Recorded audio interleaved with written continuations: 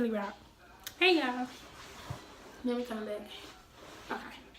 Excuse the mess. That's hubby stuff. And excuse, hold on.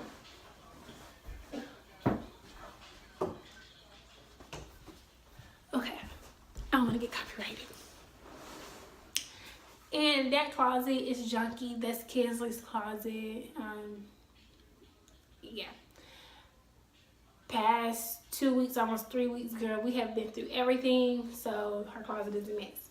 But on my last video, I did tell you guys that I was getting induced a week before my due date. Literally, it was exactly a week before my due date. So I went in, you guys. Shit. I'm sorry, I still have mommy brain, but I went in November 18th, 2016. I had to, well, before I went in, I had to call the hospital on post, on base, to make sure that they had space and availability for me to come in to be induced. So I set my alarm clock for about 6 a.m. And that's what time I called. And she was like, well, yeah, we have availability, and we already have it in a list. She said, so if you want to go ahead and get here between 7 and 7:30, that's perfectly fine. So I was like, okay. So y'all, I was good. I'm like, yes, I'm gonna go ahead and get this over with. Y'all, like, for real. So me and my husband got up, I showered and did all of that good stuff, made sure, you know, down there was tamed, because y'all, it have not been tamed. Like, I did not trust my husband to get down there and be doing nothing. So like, I was trying to keep it up myself. So yeah, so we both got up, got ready. They told me to make sure that I had a big breakfast because I wasn't going to be able to eat. So we ended up going to Waffle House at like 6 something in the morning. Yeah, it was like 6:40 something. So we ended up going to Waffle House, and we sitting there, just put our phones away. We were just talking, and just basically trying to get my mind off the fact that I was pretty much nervous. First baby, knew what to expect, but didn't know what to expect. So we're gonna speed this process up. If y'all see me looking, it's because the lighting is getting horrible because it's already like 4 o'clock. So make long story short, we ended up getting to the hospital. They did not hesitate to get me started. So they had me in the room, like they were ready for me. They was ready for me to come in. So they made me basically strip down, completely naked. I did test positive for the B strep. So I was going to have antibiotics in my IV when I got to that point. I'll tell you guys more about that down the line. This will probably be a part 1 and a part 2 because I don't want to upload like a 30-minute video. But so I stripped down to basically nothing, put the robe on, and I got in bed. So they came, I sat there for maybe 5 to 10 minutes. Then the nurse came back in, and then the midwife came in with her to go ahead and get my IV started. Which I still like kind of like have a scar for my IV because they put it in on the side here. Y'all, I was so pissed because she had blood. Like, ugh, y'all, I was so pissed. But anywho, so after they did the IV, the doctor that was on duty ended up coming in, I want to say 15-20 minutes after the IV was put in, and they basically just started me on fluids, or whatever. Once the doctor came in, they pretty much had me sign all my paperwork, waivers, and all this kind of stuff. And she went ahead and told me my options of what they could do to basically jumpstart my labor. So before she did that, she went ahead and checked me, and I was only a half a centimeter when she checked me. So she was like, okay, you're not really dilated. I was like a half a centimeter dilated and like 20% effaced. So yeah, they wanted to go ahead and jumpstart me. So she put, gosh, I forgot the name of it. I forgot, but it's almost like this little flat piece of paper on a string. But on the little piece of paper part, it has medicine on it, and they basically insert that with their finger vaginally up to your cervix. And they leave the string part as if it's a tampon hanging out of your vagina, basically. And it has to stay in for 12 hours. So literally, once they did that, I started to feel freaking contractions. I want to say 10 to 15 minutes after she put that in. So it did not take long at all. For me, it did it, but everything works different for every female's body. So I can't really speak for somebody else's, but for my body, it took right away. So yeah. So within them 12 hours, I'm hurting, I'm in pain. It was like slow at first, and then it just gradually get harder, and like the intensity of it was harder, basically.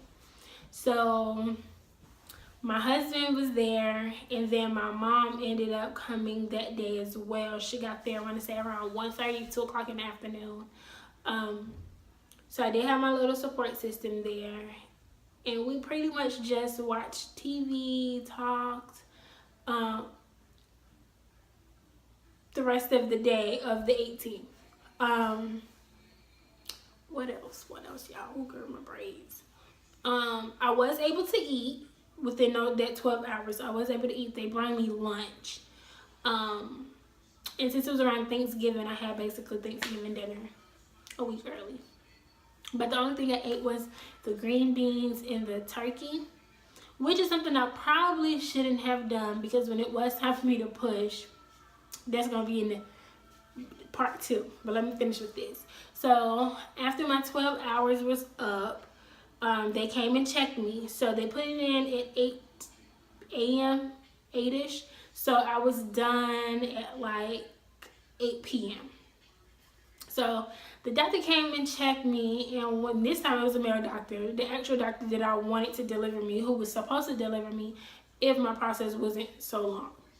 But doctor, I'm not gonna say his name, but he came and checked me, y'all, and I was so sad when he told me I was only 1.5 centimeters. Y'all, I could have cried. I'm like, I already just sat in this hospital for 12 fucking hours for y'all like to come back and tell me I was only 1.5 centimeters. So I was pissed. Hold on. Okay. I had to go tell my husband to take the pizza rolls out. But so yeah, so I was a little discouraged or whatever. So at this point, it's 8 p.m. He was like, you know what? You're doing well, so we're going to just start you on Pitocin. We're not going to do the Foley Bub. We're not going to do anything else. We're just going to put you on Pitocin. Y'all, they only had to up my Pitocin once.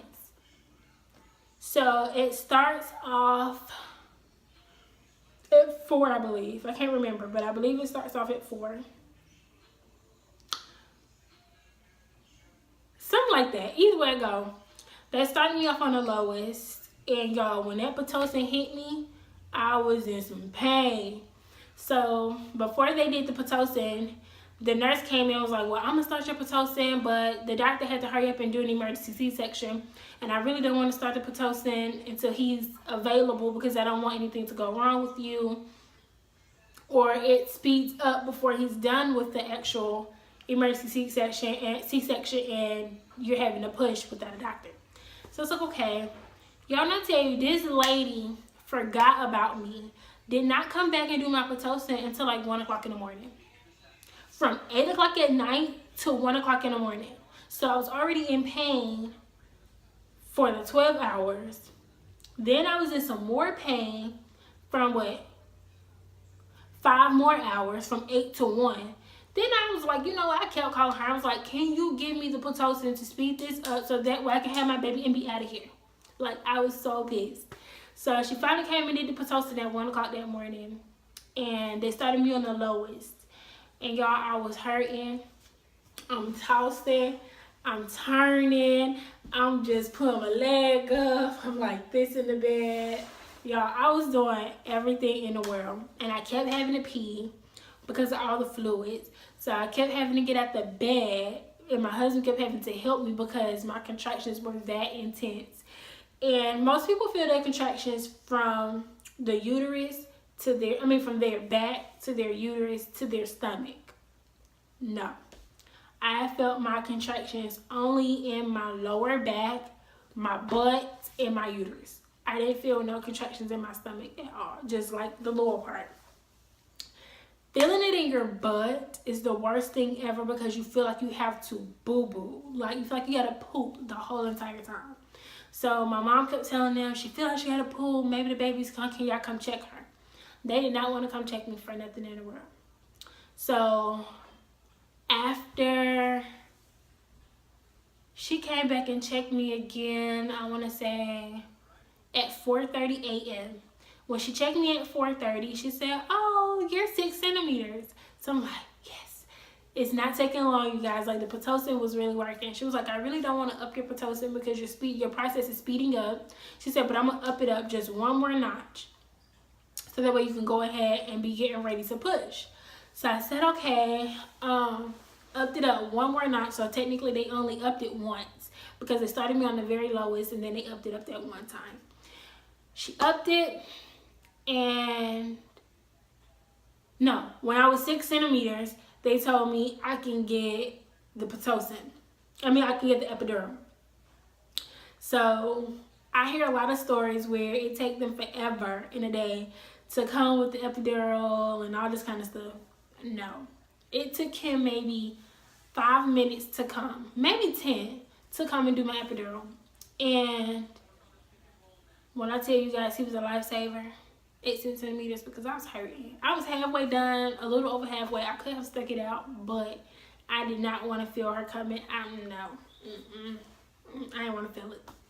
So he put the epidural in. My husband was able to stay in. He was actually, they used him as my support. So they had him in front of me, just holding me.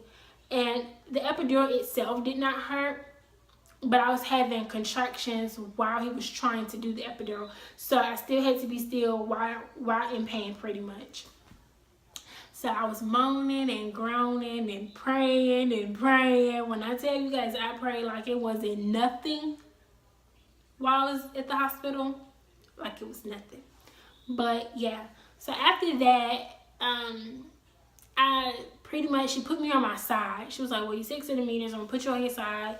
And she kind of like moved my legs to where I was crisscrossed. Like one leg was over the other, but my butt was kind of in the air. She said that was to help KINSLEY come down a little bit further. She was able to feel hair. She was able to feel her head at 6 centimeters. So that was pretty good. You guys, I told this lady, I was like, I can't feel anything. Like, she literally had to move me herself. I couldn't feel anything. So I was like, can you turn my epidural off so that way I can at least feel a little something when it's time for me to push? She said, yes, give me a few minutes. She said, let me go get your chart and I'm come back. Y'all, by the time this lady went and got my chart and came back, it undid my legs to check me. KINSLEY's head was poking out. My baby head was poking out, y'all. So by this time, I'm just like, what's going on? And y'all, she was just like, you have to give me some pushes. So she told Jaquell to come, and he was holding my leg and my hand and had my other leg up in the stirrup thing. So I'm pushing, y'all. I don't feel nothing. I ain't feel not a thing trying to push for this lady. And by the way, this is the nurse and the midwife.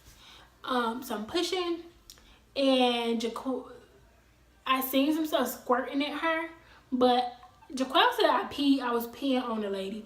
But I think what happened was she took my catheter out, because once you go on the epidural, they're going to put a catheter in because you can't get up and go use the restroom.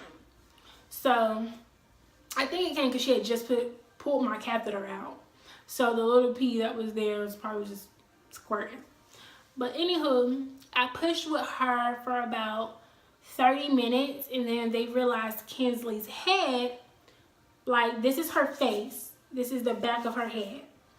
She was coming out with her face up, which isn't a problem, but it will cause you to tear and just all kinds of stuff down here. So she had me stop. She was like, we gotta wait. So the doctor came in. He was like, push, push, push. But Kinsley started to turn her head on her own. So he didn't have to turn her. But I'm super small down there, so they say. So Kinsley kind of like needed some help coming out. So the 2 silver tongue things that they have, he used those to get my baby head out. But he only had to use it to get it halfway out, I guess, to like this part. And then she was able to finish pushing herself out. When I tell you, when Kinsley finally just rushed out and they put her on me, I felt such a relief on my stomach, y'all. Yes, I felt a relief on my stomach. But that's pretty much my story. Kinsley was born at 11:17 a.m. November 19, 2016. That was pretty much my story time video. Nothing else really happened after that. So yeah. But I'm gonna, Kinsley's with her dad in the living room. She's still asleep. So instead of me showing you her personally right now, I will insert some pictures. And I will also leave my social media down below because of course I took a million pictures of my baby because I love her. And a lot of you guys already seen her. You already commented and stuff like that. So yeah. But that's it for now. Comment down below or give this video a big thumbs up if you guys want to see, you want a 1 week update. She's actually going on 3 weeks now. She will be a month, December 19th. But if you guys want a 1 week update on her, I will go ahead and record that and get that out to you guys. I did have video clips of my labor, but I don't have that phone anymore. I upgraded my iPhone to the iPhone 7. So yeah, I lost the videos. That sucks, but I have all the pictures. So yeah, give this video a big thumbs up if you guys want a 1 week update on my newborn. And I'll see you guys in my next video. Bye. Wait, not bye. I'll do it with my postpartum. I was going to show you guys my stomach, but I'll do it with my postpartum. So talk to you guys later. Bye.